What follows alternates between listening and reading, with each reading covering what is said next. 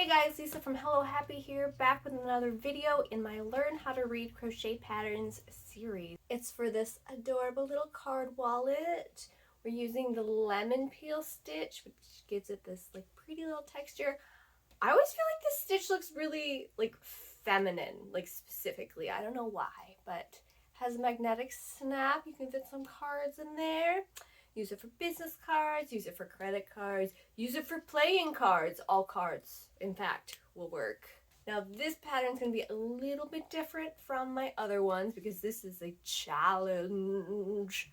There are no helpful photos in the written pattern. You have to do it all based on text.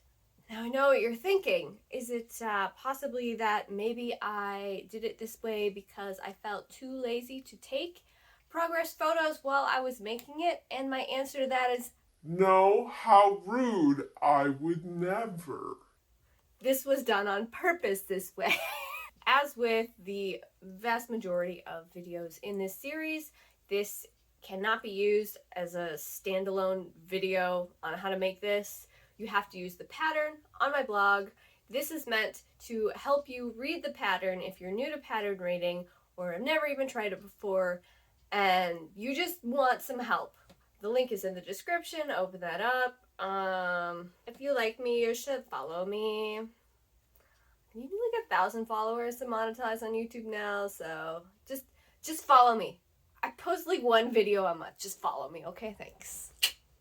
Alright, so I'm just looking at my blog post here because I don't have this memorized. Go through the supplies list. I'm using a light worsted weight swish from We Crochet / Knit Picks. They classify it as worsted, but honey, it's light worsted, okay? I used embroidery thread for the bow, but there are so many options for customizing the look of this thing. Like, don't feel like you have to copy mine. And then you get to the abbreviations section, and this is key to reading crochet patterns. You have to know what the abbreviations mean, and these are standardized. They're different for US versus UK. All my patterns use US crochet terms.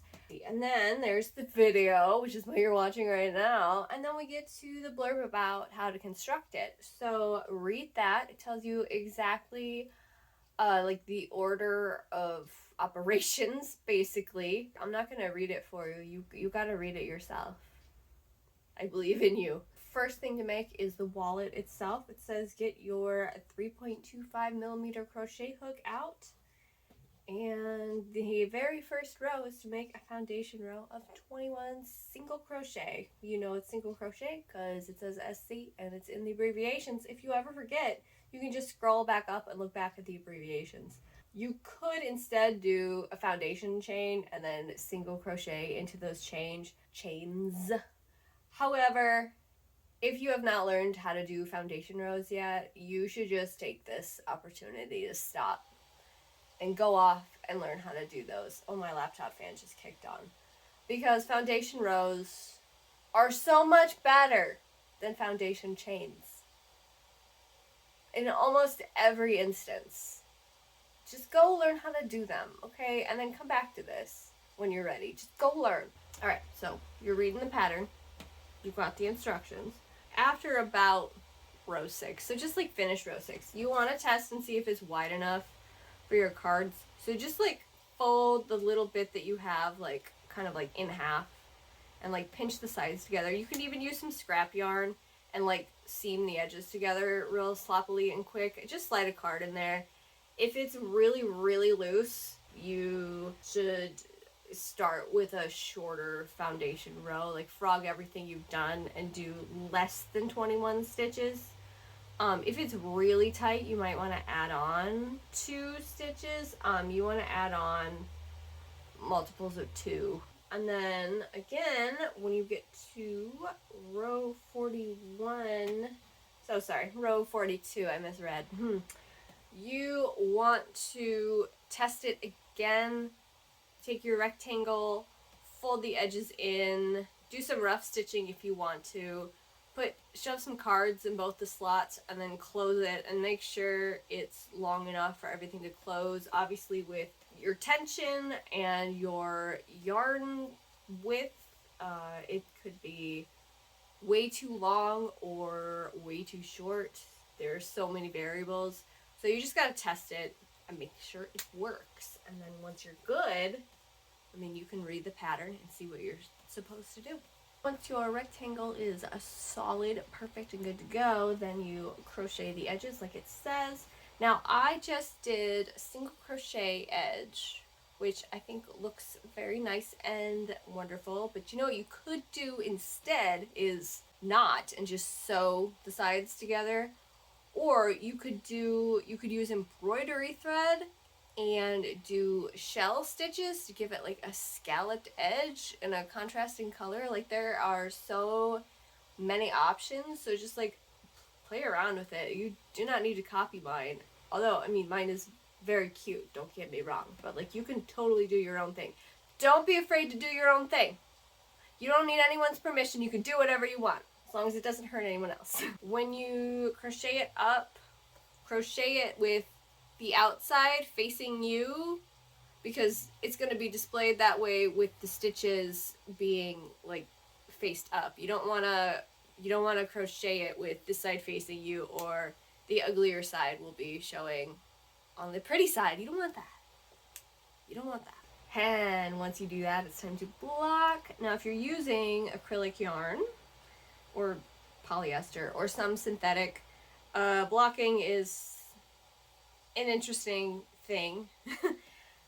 As they say in the post, I really only tried steam blocking like once, and I didn't really notice any difference. Good luck if you try that. I used Swiss yarn, which is merino wool, so I could just block normally, and it makes such a big difference. Like, after blocking, like, it's just so much crisper and cleaner, and you can, you know, stretch it out to its max, and the cards just like slide in like butter because it's stretched to the perfect size. And like, I really do recommend that you block this project. And also, it's a great project for if you've never blocked before. Now's your chance. It's really hard to screw up a rectangle. So once you've blocked it and it's all dried, you can sew on your little decorative touches. I had a lot of ideas about how I wanted to finish this, but none of them ended up working out. It just, that happens sometimes. Play around with it, have fun. So read the instructions if you want to make the bow. It's up to you. And the last step that is optional is sewing on a magnetic snap. Unless the magnet is like in direct contact, like on top of the credit card, it's completely fine. And it only actually affects magnetic strips. Chips are completely unaffected by magnets. You don't have to worry about that. And plus, the strips are like, you know, up here, and the magnet is down here, so that's not going to hurt them. You can forego it, of course, if it makes you nervous. You could like make a long like tie and sew it around here, and then have it tie here where the ends meet, and then it would be really easy to just untie to... Actually, that's a really good idea. I should have done that. That would have been cute. What was I thinking? Feel free to do that instead. I would do embroidery thread for that, so you could have a nice skinny tie, or possibly even just use ribbon and sew it with a needle and thread. Anyway, once you've got the snaps on, or whatever other method, you are finished. So yeah, we've reached the end of this interesting video. Hopefully you are feeling more confident about pattern reading. This is a really simple pattern, obviously. If you can understand this, and you made this with no like helpful in progress photos or anything like that, I think you're golden. You can just go off into the wild. Go find some more free written patterns and try them out, and then you can definitely jump into paid patterns after you've done a few. Like, if you feel confident, totally you'll be able to do it. All right, that's all I got. Bye.